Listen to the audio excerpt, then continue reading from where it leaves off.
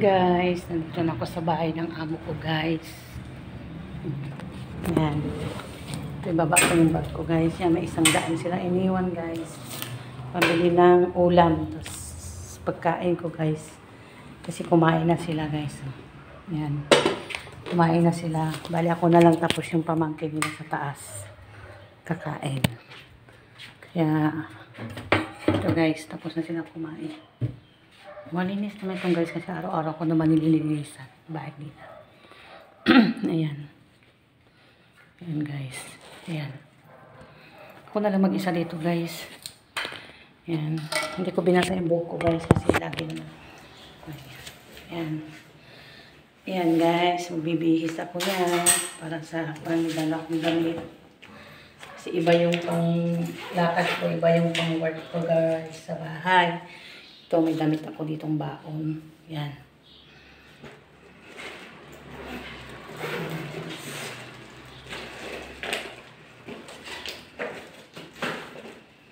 Itali ko muna yung buhok ko guys. Kasi pag hindi ko na itali, kuhan, mahaba na kasi siya guys. Ito ko.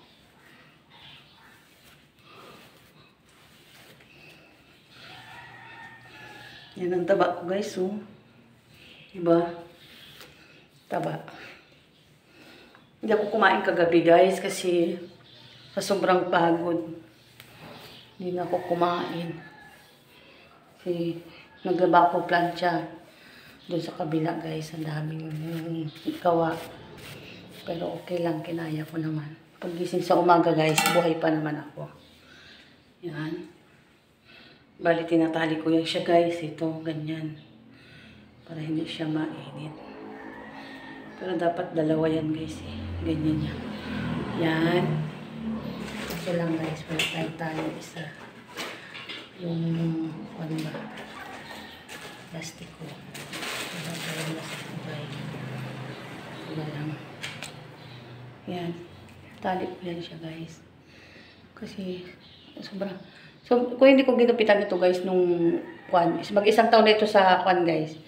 October 28 nung bagyo guys, nung bagyo dito dati na nakaraang taon kasi binaha yung bahay namin. Ako lang mag-isa. Ako naglinis lahat guys. Grabe, putik hanggang taas. Sinakop ng tubig guys. Ang loob ng bahay namin. Ako lang mag-isa. Ginupitan ko kasi na-stress ako.